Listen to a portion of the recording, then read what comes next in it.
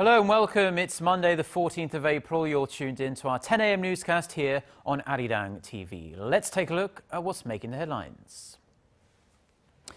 The top nuclear negotiators of the United States and China meet in New York City later today as they seek to jumpstart the long-stalled six-party talks aimed at denuclearizing North Korea. Japanese school textbooks set for release next year will contain limited historical references to Japan's colonial rule of Korea as Tokyo continues its campaign to whitewash its past historical wrongdoings. Plus, the UN Security Council is holding an emergency session on Ukraine at Russia's request. This as Kiev threatens a full-scale anti-terrorist operation against pro-Russian separatists unless they disarm in the next couple of hours. Our top story this morning, the top nuclear envoys from the United States and China will sit down for talks in New York City on this Monday. This follows a flurry of diplomatic activity in recent days between the key members of the six-nation talks aimed at denuclearizing North Korea. Hwang Sang-hee starts us off. China's chief nuclear envoy, Wu Dawei, will meet his U.S. counterpart, Glenn Davies, in New York Monday as they seek to jumpstart the long-stalled six-party nuclear talks. During the meeting, the United States is expected to urge China to pressure North Korea to not conduct a fourth nuclear test. The two are also expected to discuss ways to bring back the isolated nation back to the negotiating table. Wu is expected to debrief Davies on the results of his visit to Pyongyang last month, stepping up his efforts to resume the six-party talks. The multilateral denuclearization dialogue involving the two Koreas, the U.S., China, Japan and Russia, has been stalled since late 2008. But with Seoul, Washington, Beijing and Tokyo engaging in a flurry of diplomatic activity last week, anticipation about a possible resumption of the talks is growing. Ahead of his trip to Washington, the Chinese diplomat met with South Korean chief nuclear negotiator Hwang Jung-guk in Beijing. In reflecting on the current state of affairs on the Korean peninsula, South Korea and China have agreed to strengthen our strategic cooperation. The U.S. State Department said Saturday local time that the ball is in North Korea's court, adding the North must take the necessary steps to return to dialogue. Some experts say the current confrontational state may come to an end once Seoul and Washington wrap up their annual joint military drills on April 18th. But others warn of another round of provocations by Pyongyang ahead of U.S. President Barack Obama's visit to Seoul and Tokyo at the end of this month. Hwang Sang-hee, ARIRANG News. North Korea is often described as being unpredictable, but history has shown us that the North follows a pattern when it comes to certain things.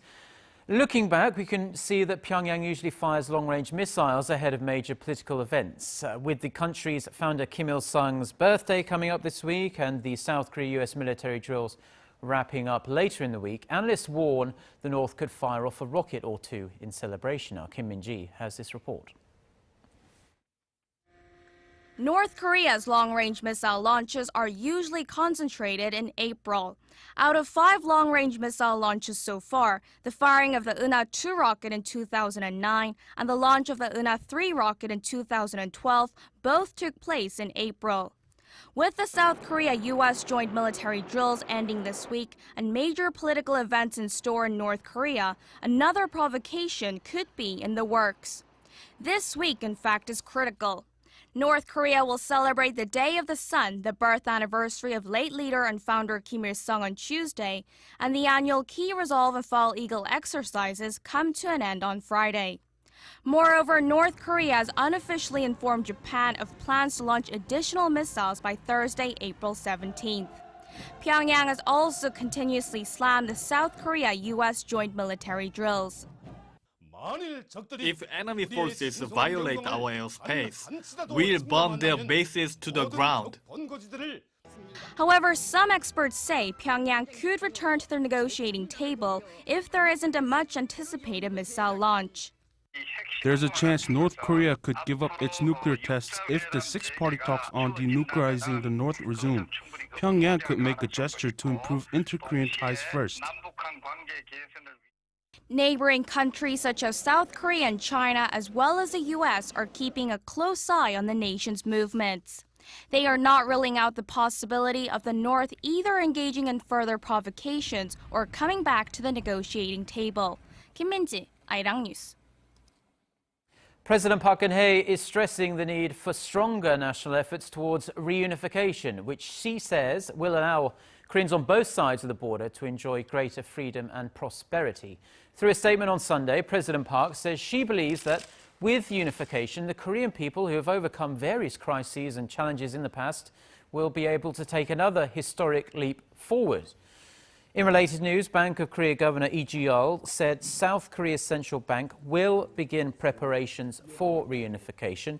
At a meeting of the group of 20 finance ministers and central bankers in Washington, Lee said the Bank of Korea will set up a new department in charge of researching related issues such as economic and currency integration upon reunification.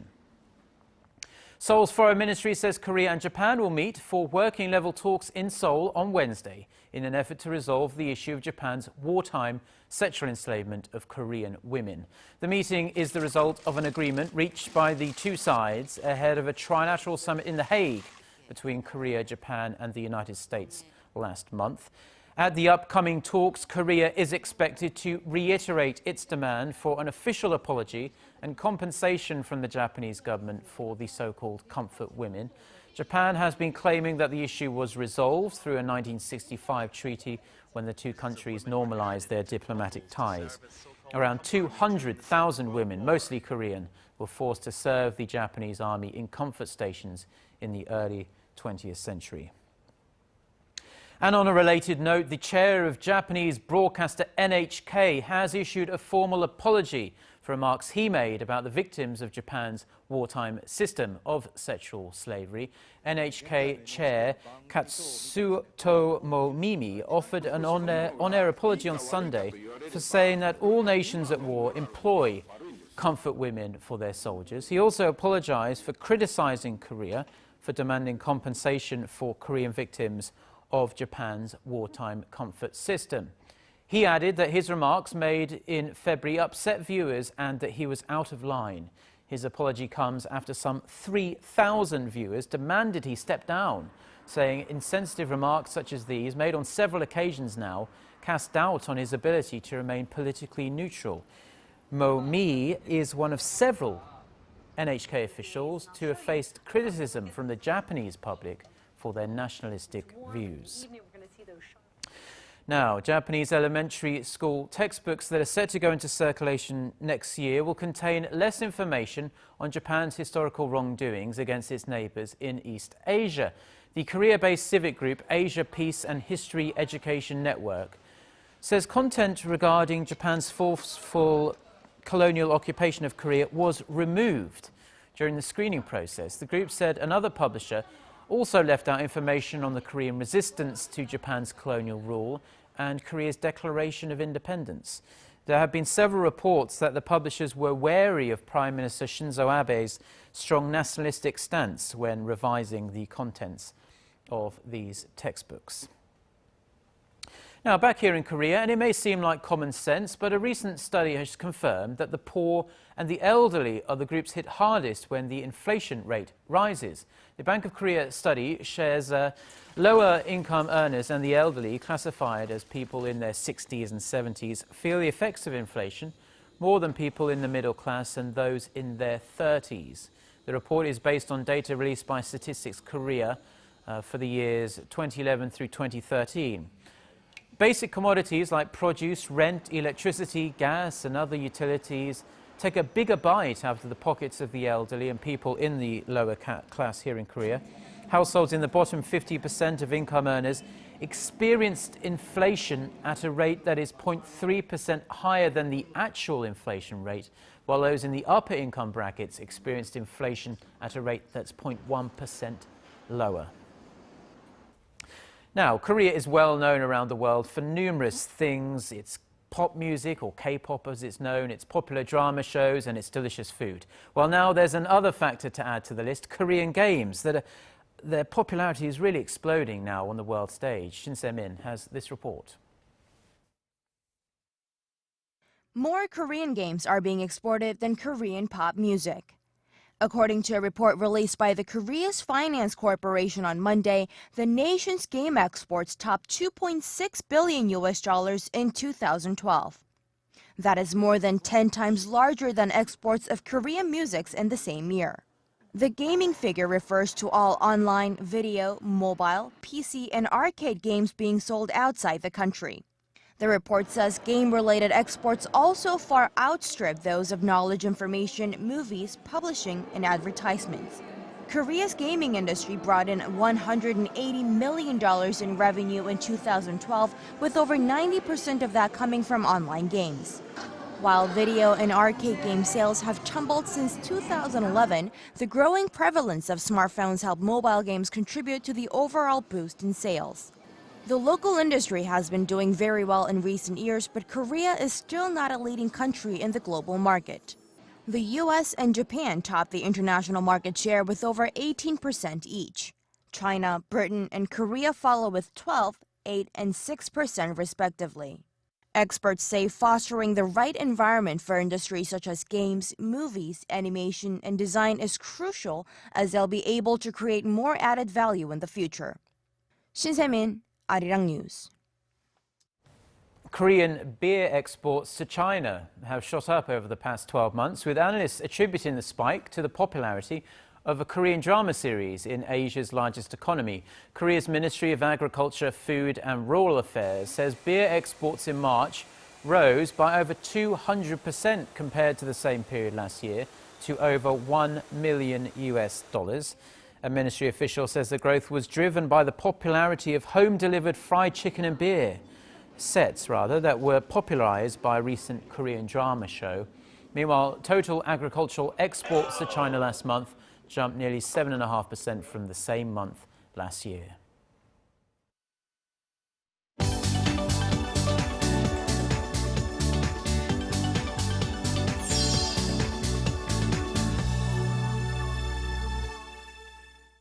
Time now for a look through the international headlines we're following at this hour. For that, we turn over to our Eunice Kim, who's standing by, as always, at the News Centre. Good morning to you, Eunice. Now, the UN Security Council is meeting right now as we speak upon Russia's request. What's the latest there? Hi, Mark. That's right. Members of the Security Council have been taking their turns giving their account of the swiftly escalating crisis in Ukraine. Russia is saying Ukraine must stop the, quote, war against its own people, but most other countries saying Russia is the one that needs to take a step back. In fact, Ukraine's ambassador is speaking right now as we speak. This follows Ukrainian President Alexander Turchinov's deadline imposed on pro-Russian separatists Monday morning local time, that is, in about 4.5 hours time to disarm and get out or face a, quote, full-scale anti-terrorist operation by armed forces. The deadline was triggered by a shootout over the weekend at a police headquarters near the eastern city of Slavyansk, which killed a state security officer and wounded at least 2 others. President Turchinov blamed Russia for the unfolding chaos and said he vowed to not allow another Crimean scenario in eastern Ukraine. And on to other news. Now, 6 hours is all it took for a horrific wildfire to engulf the Chilean port city of Valparaiso, taking at least 11 lives and destroying some 500 homes in its path. Flames swept through more than 2.5 million square meters of land, prompting an evacuation of more than 10,000 residents. Some 1,200 firefighters from multiple provinces battled the blaze, with planes and helicopters dropping water and fire retardant from the air. On the ground, one fire superintendent called it one of the worst fires in history. Chilean President Michelle Bachelet declared a state of emergency, clearing the way for the armed forces to help. Valparaiso lies 110 kilometers northwest of the capital, Santiago. Crossing over the Pacific Ocean and the Solomon Islands, folks were hit by a pair of strong earthquakes within a day.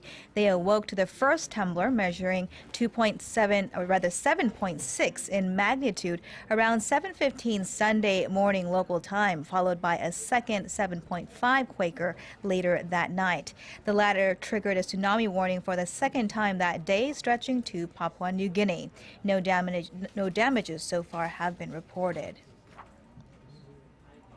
And a new UN report on climate change says there is still time to contain the damage, but it will require some major institutional changes. In a report released by the Intergovernmental Panel on Climate Change, the changes will need to include cutting carbon emissions to near zero by the end of the century, with substantial plans such as planting more trees and replacing fossil fuels with alternative energy like solar, wind, and nuclear.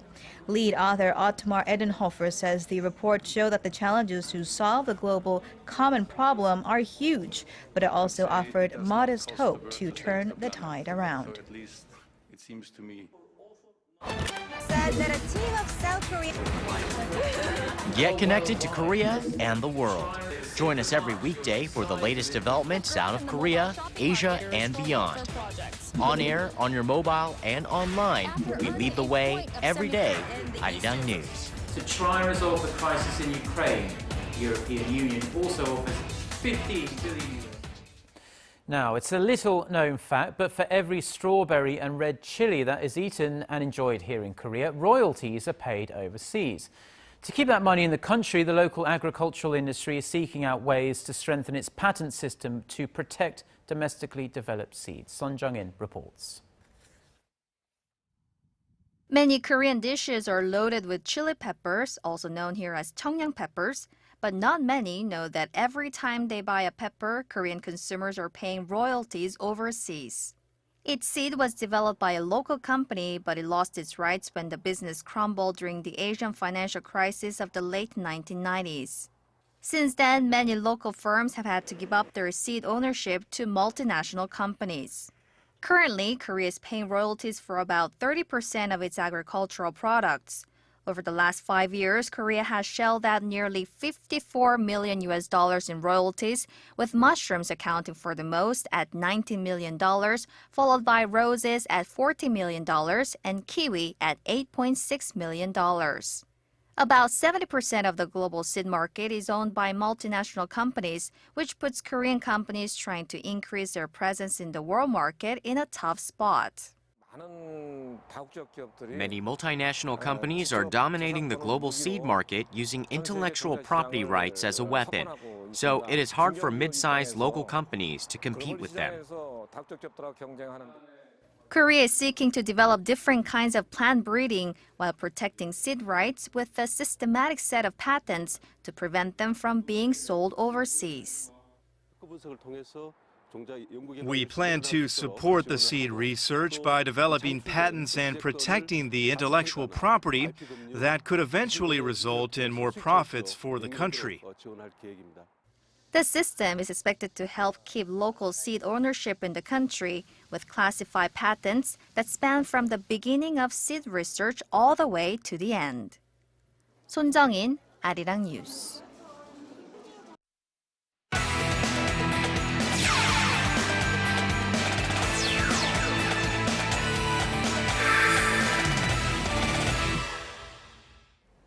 And a good Monday morning to you all as we kick things off in rhythmic gymnastics with Son Yeon-jae competing at the Pesaro World Cup in Italy. And while she finished at 5th place for the individual all-around this time, not a bad finish for her overall.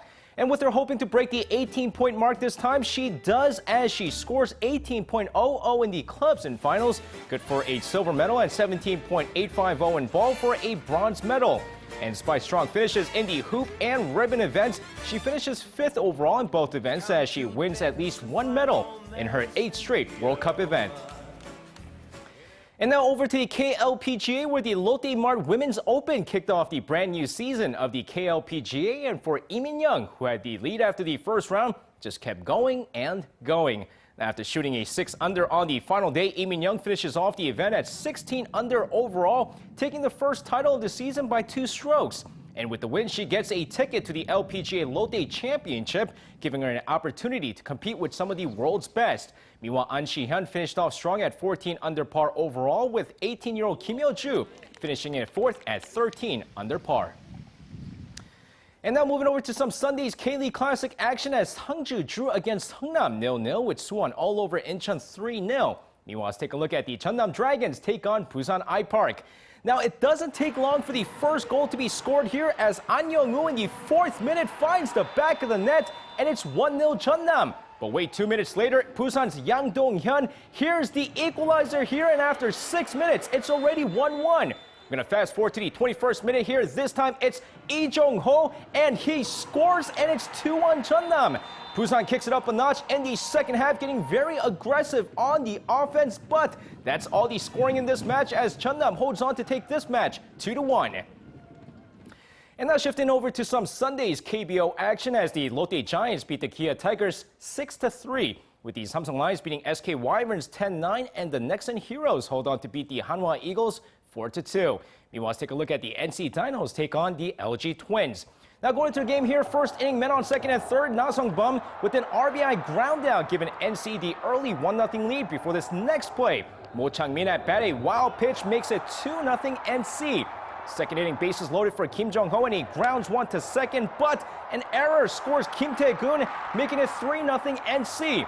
Third inning, Lee Jin-young, he's going to ground into a double play here, but scoring is Yoon Yo-sup, and it's now 3-1. Fifth inning, LG down 3-2. Chung Sung-hoon with an RBI single to left center before the red-hot Josh Bell with a clutch RBI single to left gives the LG Twins the 4-3 lead. But that lead goes bye-bye in the sixth inning thanks to an RBI double by Kim Tae-gun, and we're tied 4-4. Stays that way till the 12th inning when veteran Lee Ho-jun with an RBI single here, giving the NC Dinos the 5-4 lead and the win as the Dinos are now in first place. And now finishing things off, for those who thought the Pac-Man was done for after all the recent losses, well, he's back now. Manny Pacquiao taking on the welterweight champ. Timothy Bradley went to decisions once again, but this time the Pac-Man gets the decision, reclaiming his WBO welterweight championship at the MGM Grand Garden. And for Timothy Bradley, who injured his right calf in the first round, it was his first loss of his career. And that's going to wrap it up for me. This has been SJ. Have a great rest of the day, and see you guys again for your sports needs.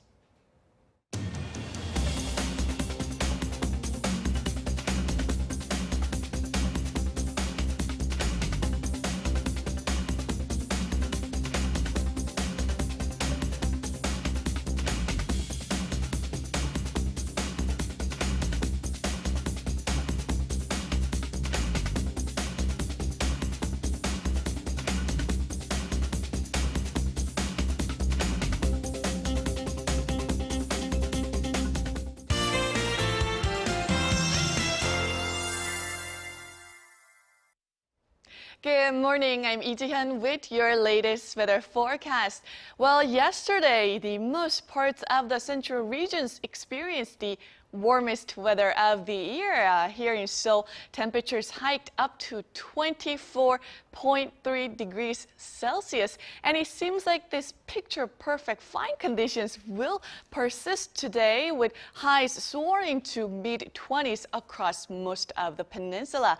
And thanks to high-pressure front that's situated in the west, it's going to bring lots of sunshine to the whole country all day long. But unlike balmy afternoon temperatures, it's still chilly in the morning and evening hours, so please dress accordingly to avoid getting sick. Well, it seems like this warmth in the air will continue for a while.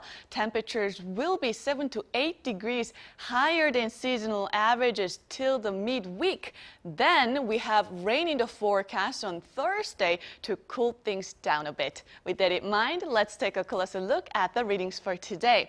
The afternoon high in the capital will rise to 23, similar to yesterday, while single-digit morning low in Daegu and Gwangju will have an afternoon high of 24, and Busan should top out at 20 later in the day under dazzling sunshine.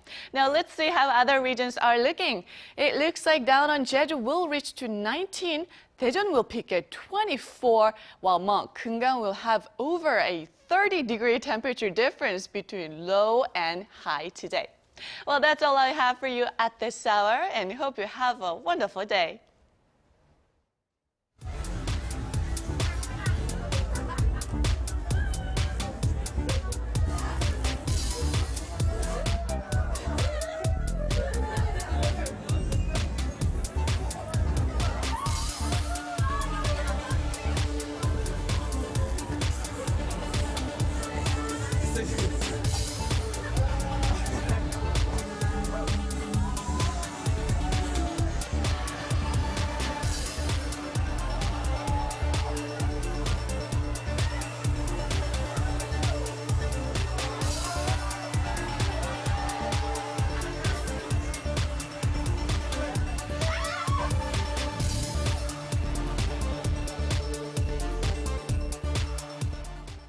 And that's all for now. We'll be back at noon Korea time. Until then, goodbye.